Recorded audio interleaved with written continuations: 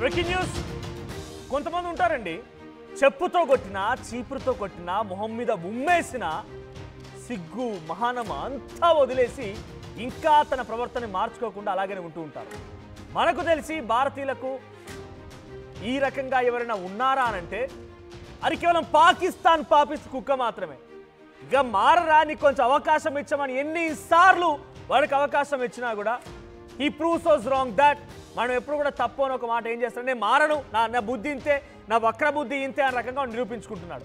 ఇప్పుడు మళ్ళీ ఏం జరిగింది అనుకుంటున్నారా? ఆసియా కప్లో మరొక దొంగ వేషం వేసి అబద్ధపు ప్రచారంతో ఈ పిచ్చి కుక్క మళ్ళీ దొరికిపోయింది. పాకిస్తాన్కు ఇప్పుడు ఐసీసీ బిగ్ షాక్ కూడా ఇచ్చింది. ఆసియా కప్ టోర్నీలోకి పాక్ ఓవర్ యాక్షన్ మరీ ఎక్స్ట్రీమ్ అయిపోయింది. రిఫరీని మార్చాలంటాడు, యాండీ ఫ్రై క్రాఫ్ట్ని మార్చాలంటాడు, ఇంకో మాట రకరకాల వీడి కండిషన్లు పెట్టడం నాకు అర్థం కాదు. వాడో ప్లేయరు, కొన్ని టీమ్స్లో వాందో టీము, వాడు ఉంటే ఎంత పోతే ఎంత, అయినా కూడా వాడు కండిషన్ల మీద కండిషన్ పెట్టి పిచ్చి పిచ్చి ప్రవర్తనలతో అబాస్ పలవడమే కాకుండా, నేను చెప్పాను కదా ముందే, ఉమ్మినా మొహం మీద ఉమ్మేసినా చీపురుతో కొట్టినా చెప్పుతో కొట్టినా ఇంకా పాపిస్ట్ బుద్ధి మారడం లేదు. డీటెయిల్స్లోకి వెళ్తే మొన్న యూఏఈతో మ్యాచ్ జరగాల్సింది. ఆ మ్యాచ్ కంటే ముందు పాకిస్తాన్ ఒక డిమాండ్ పెట్టింది. ఏమని? ఇండియా పాకిస్తాన్ మ్యాచ్లో ఇండియన్ ప్లేయర్స్కి పాకిస్తాన్ వాళ్ళకి షేక్ హ్యాండ్ ఇవ్వకుండా సిగ్నల్ ఇచ్చాడు యాండీ ఫ్రై క్రాఫ్ట్, అక్కడ రిఫరీ అని చెప్పి Pakistan media, Pakistan coach, Pakistan cricket board కూడా అభివర్ణిస్తోంది. ఆ రిఫరీని తొలగించాలని డిమాండ్ పెట్టింది. వాళ్ళెవరో సిగ్నల్ ఇవ్వడం ఏంటి? ఈ దుర్మార్గులతో ఇన్ని ఇచ్చుకమైన కుద్దేగాలతో మేము షేక్ హ్యాండ్ ఇవ్వడం ఏంటి? అసలు మీకు షేక్ హ్యాండ్ ఎందుకు ఇవ్వాలి రా దుర్మార్గుడా, పాపిస్తోడా అని మేము ఇవ్వకపోతే రిఫరీ చెప్తే మేము ఇవ్వడం ఏంటి? ఏదో ఒక రకంగా వాళ్ళు ఆ షేక్ హ్యాండ్ ఇవ్వకపోవడాన్ని కూడా తప్పుపడుతూ అటు ఇటుగా భారత్ని అంటే మళ్ళీ చెమడాలు తీస్తాం, నాలుకలు కోసేస్తాం, వాళ్ళని చంపేస్తాం కాబట్టి భయపడిపోయి భారత్ అనే దిక్కులేక రిఫరీ మీద పడిపోయారు. రిఫరీ తొలగించండి, రిఫరీ చేయడం వల్ల మాకు షేక్ హ్యాండ్ ఇవ్వలేదు, రిఫరీ మాకు అవమానపరిచాడు, రిఫరీ చేయగానే మేము ఇబ్బంది పడిపోయామని చెప్పుకొచ్చారు. ఈ కారణంతో మొన్న యూఏఈతో మ్యాచ్ ఉంది. యూఏఈతో మ్యాచ్ ఎప్పుడు? సెప్టెంబర్ 17న 2 days బ్యాక్ మ్యాచ్ ఉంది. ఆ మ్యాచ్ ప్రారంభం కంటే ముందు హోటల్ నుంచి బయటకు రాలేదు, మారాన్ చేశారు. ఎంత చెప్పినా రాకపోయేసరికల్లా కొంత ఐసీసీ నిర్ణయం తీసుకుందామనే లోపే బయటకు వచ్చేసారు. బయటకు వచ్చి ఇప్పుడు రీసెంట్గా ఒక వీడియో విడుదల చేసింది ఏంటంటే, ఆ రిఫరీ స్వయంగా పాకిస్తాన్ క్రికెట్ బోర్డు దగ్గరికి వెళ్ళిపోయి అక్కడ ప్లేయర్స్ని కలిసి పాకిస్తాన్ మీడియా మేనేజర్ని కలిసి సారీ చెప్పాడట. కానీ అక్కడ గమనిస్తే మీకు ఆ ఆడియో ఉండదు, ఏమీ ఉండదు, అసలు వీడియోకి పర్మిషన్ ఉండదు. యాండీ మాత్రం, అక్కడ రిఫరీ మాత్రం, నేను ఎవరికి ఏ గొట్టంగాడికి సారీ చెప్పలేదని చెప్తూ ఉన్నాడు. పాకిస్తాన్కి సారీ చెప్పలేదు ఆయన, కానీ కలిసినటువంటి ఆ వీడియోని తీసుకొని పెద్దగా సారీ చెప్పాడు అనుకో. వీడియోకి ఆడియో లేదు, ఏమీ లేదు, అందులో కేవలం ఒక వీడియో ఉంది. అది కూడా మనం ఏ అన్నా కూడా ఆశ్చర్యపోకండి.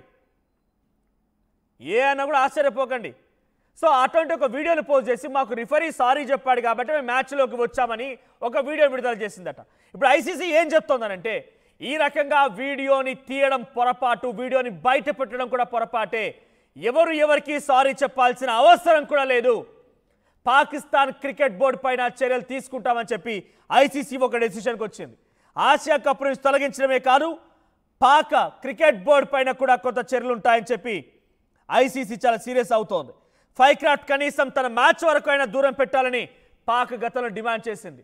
కానీ ఐసీసీ ఎవరి కోసం దూరం పెట్టాం, నువ్వు చెప్తే వినడానికి మేమేం పాకిస్తాన్ పెంపుడు కుక్కలం కాదు, పాకిస్తాన్ లాగా తోక ముడుచుకోవడానికి మేమేం సైలెంట్గా ఉండే వ్యక్తులం కాదు. ICC international cricket council, so నువ్వు చెప్తే మేము వినాలి. నువ్వు ఆఫ్టర్ ఆల్ ఒక టీమ్వి, దేశాల్లో ఉన్నటువంటి 10ల సంఖ్యలో 100ల సంఖ్యలో వచ్చే టీంలో ఆఫ్టర్ ఆల్ ఒక టీమ్వి, నువ్వు ఆడితే ఎంత, పోతే ఎంత, ఉంటే ఎంత, నువ్వు చెప్తే మేము వినాలని చెప్పి కొట్టిపారేసింది. అయినా కూడా పాకిస్తాన్ క్రికెట్ బోర్డు ప్లేన్ చేసిందంటే ఒక వీడియో విడుదల చేసింది. ఆ వీడియోలో ఎటువంటి ఆడియో లేదు, కేవలం మూకీ డ్రామా లాగా నలుగురు కనిపిస్తారు. అక్కడ ఆ కుర్చీలో కూర్చున్నటువంటి వ్యక్తి, బోల్డ్ హెడ్తో ఉన్న వ్యక్తి, ఆయనే యాండీ, బ్లూ కలర్ షర్ట్ వేసుకున్న వ్యక్తి. సో ఏదో మాట్లాడుతున్నట్టుగా ఉన్నాడు, అందరూ సైలెంట్గా చూస్తున్నారు, అంతేగాని దాంట్లో ఆడియో లేదు, సారీ చెప్పినట్టుగా ఏమీ లేదు.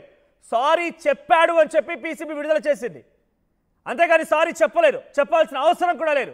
అయితే ఈ వీడియో రికార్డ్ చేయడం పైన ఈ రకంగా సారీ చెప్పారు అని చెప్పి తమ ప్రమేయం లేకుండా ఆ వీడియోని విడుదల చేయడం పైన ఐసీసీ ఇప్పుడు అభ్యంతరం వ్యక్తం చేస్తుంది.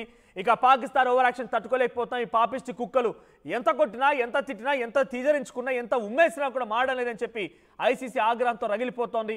ఏ క్షణమైనా పీసీబీ పైన, పాకిస్తాన్ క్రికెట్ బోర్డు పైన ఉల్లంఘనలు విరుద్ధంగా ఉల్లంఘించినందుకు కారణంగా, నిబంధనలు ఉల్లంఘించిన కారణంగా కానివ్వండి, ఉల్లంఘనకు పాల్పడినందుకు కానివ్వండి, పాకిస్తాన్ కేవలం ఆసియా కప్ను వారిపై వేటు పడమే కాకుండా ఇండివిజువల్గా ఇకపై ఇంటర్నేషనల్ క్రికెట్లో ఎక్కడ కూడా పాకిస్తాన్ ఆడకుండా చర్యలు తీసుకునేటువంటి ఒక బిగ్గెస్ట్ షాక్ పాకిస్తాన్ క్రికెట్ బోర్డుకి ఐసీసీ ఇవ్వబోతోంది.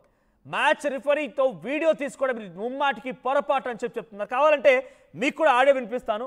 ఒకసారి ఆడియో ఏదైనా ఉందా, మ్యూజిక్ లాంటిది ఏదైనా ప్లే చేస్తారా? చాలా సైలెంట్గా, ఏం లేదు అందులో, నథింగ్. దాంట్లో మీకు చూపించడం కూడా ఏం లేదు. కేవలం ఆ వీడియో మూకీ డ్రామాని పెట్టేసి సారీ చెప్పాడే అని చెప్పి చెప్పుకొచ్చారు అంతే. ఒకసారి ఈ మ్యాచ్ అయిపోయిన తర్వాత పాకిస్తాన్కి సంబంధించి క్రికెట్ అభిమాని అంటే వాడు ఒకడు స్పందించాడు. ఆయన ఏం మాట్లాడారో చూద్దాం. पूरा का पूरा मैम फियास्को चला है कि कभी लग रहा है मैच होना है, कभी लग रहा है मैच नहीं होना, तो आप उस चीज़ को किस तरह से देखते हैं? आपको कितनी as a fan personally problem हुई कि जाना है कि नहीं जाना है, वो सब देखते हुए? We were ready for the any time, like जब भी होगा we have to go. No, but we were like we have to go, no matter what. And if on next Sunday India Pakistan happens, do you think Pakistan can give a tough fight to India next Sunday? They have to actually. All the best for them, for both of them, because we have friends on the both sides. So. Yeah. और भाई आप बताएं कि आपको लगता है कि आप पाकिस्तान कोई फाइट दे पाएगा इंडिया को या नहीं? इनके पास स्ट्रॉन्ग टीम है मगर खेलते नहीं है, खेलते नहीं है, मन नहीं करता. I feel like against India they all the pressure goes, I don't know, they just take extra pressure for nothing, which is pointless because it's just another team, it's just another game. If they just play fearless cricket, it makes much difference. Okay, all the best. पूरा का पूरा ma'am fiasco चला है कि कभी लग रहा है मैच होना है, कभी लग रहा है मैच नहीं होना, तो आप उस चीज़ को किस तरह से देखते हैं? आपको कितनी as a fan personally problem हुई कि जाना है? సో ఇండియన్ పాకిస్తాన్ మ్యాచ్ ఉంది కదా, మీరు ఎవరికి సపోర్ట్ చేస్తారంటే ఇండియాకే మా సపోర్ట్. ఆల్రెడీ ఇండియా ఒక సెట్ మార్క్ చేసుకొని ఉంది. వాళ్ళతో పాకిస్తాన్ అంటే పెద్దగా ఏం పోటీ ఇవ్వకపోవచ్చు, ఇండియానే గెలుస్తున్న రకంగా సపోర్ట్ చేస్తున్నారు. అక్కడ చూడండి, వాళ్ళు వేసుకున్న టీ షర్ట్స్ పైన పాకిస్తాన్ అని ఉంది. పాకిస్తాన్ వాళ్ళైనా సరే ఇండియాకి సపోర్ట్ చేయాల్సిందే, అక్కడి దేశస్తులైనా సరే భారత్కి సలాం కొట్టాల్సిందే. అటువంటి పరిస్థితి. కానీ పిచ్చి కుక్కలు కొంతమంది అహంకారంతో, దుస్సాహసంతో, దురహంకారంతో వాళ్ళు ఏమీ చేయలేకనే భారత్పై కేవలం మాటలకు మాత్రమే ఈ కుక్కలు మొరుగుతాయి. మొరిగే కుక్కలు కరవవు అని చెప్తారు చూసారా, ఎగ్జాక్ట్ ఇక్కడ జరుగుతుందని. ఆ కుక్కలు మొరగడమే తెలుసు కానీ అవి ఏం చేయలేవు. యుద్ధంలో మొరిగాయి, ఏం జరిగింది? ఆఖరికి వస్తే మోకరిల్లిపోయాయి. భారత్ పాకిస్తాన్ మ్యాచ్లో మొరగడం మొదలుపెట్టాయి. ఏకంగా ఫైవ్ క్రాఫ్ట్ పైన, ఇప్పుడు అక్కడ నుండి రెఫరీ పైన కూడా ఆరోపణలు చేశాయి, మొరగడం మొదలుపెట్టాయి. ఆఖరికి వస్తే ఇప్పుడు వాళ్ళపై వేటు పడాల్సిన పరిస్థితి కూడా వచ్చింది.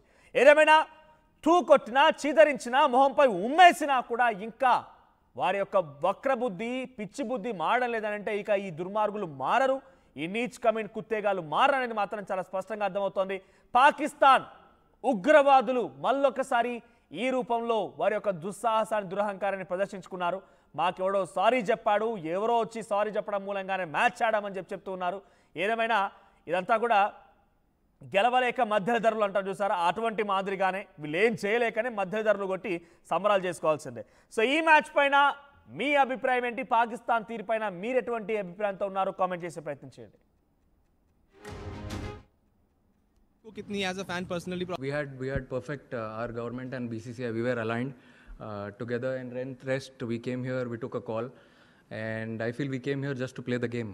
I think that's, and we gave the proper reply. We had perfect our government and BCCI, we were aligned. पूरा का पूरा मैम फियास्को चला है कि कभी लग रहा है मैच होना है, कभी लग रहा है मैच नहीं होना, तो आप उस चीज़ को किस तरह से देखते हैं? आपको कितनी as a fan personally problem हुई कि जाना है कि नहीं जाना है, वो सब देखते हुए? No, we were ready for the any time, like जब भी होगा we have to go. No, but we were like we have to go, no matter what. And if on next Sunday India Pakistan happens, do you think Pakistan can give a tough fight to India next Sunday? They have to actually. All the best for them, for both of them, because we have friends on the both sides. So. Yeah. और भाई आप बताएं कि आपको लगता है कि आप पाकिस्तान कोई फाइट दे पाएगा इंडिया को या नहीं? इनके पास स्ट्रॉन्ग टीम है मगर खेलते नहीं है, खेलते नहीं है, मन नहीं करता. I feel like against India they all the pressure goes, I don't know, they just take extra pressure for nothing, which is pointless because it's just another team. ఈసారి కూడా టైంకే కన్స్ట్రక్షన్ చేసాం, బిల్డింగ్ కూడా స్ట్రాంగ్ చేసాం, clients satisfy చేసాం, good will కూడా improve చేసాం. ఏం చేసామో కాదు, ఇంకేం చేయాలో ఆలోచించండి. ఇంకేం చేయాలి? పెయింటింగ్ ఇంకా వేయలేదు, మర్చిపోయారా? అన్నీ బాగానే చేస్తున్నాం, పెయింటింగ్ దగ్గర మాత్రం ఫెయిల్ అవుతున్నాం. లాస్ట్ టైం పెయింట్స్ కోసం ఆ పెద్ద కంపెనీ దగ్గరికి వెళ్తే వాళ్ళ థర్డ్ పార్టీ కాంట్రాక్ట్ని అసైన్ చేశారు.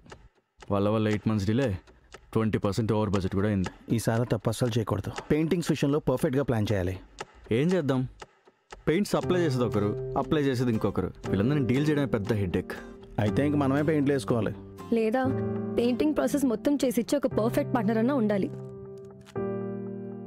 టెక్నో పెయింట్స్ లాగా. టెక్నో పెయింట్సా? ఎస్, నాకు కూడా రీసెంట్గానే తెలిసింది. పెయింట్స్ తేవడం నుంచి గోడ మీద వేయటం వరకు మొత్తం ఒకే టీం చూసుకుంటుంది. మిడిల్ మ్యాన్ ఉండరు. So no quality loss.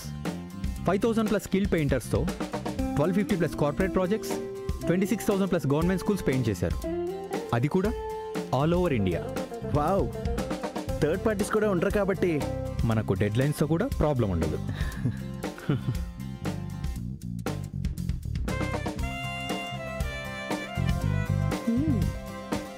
Perfect.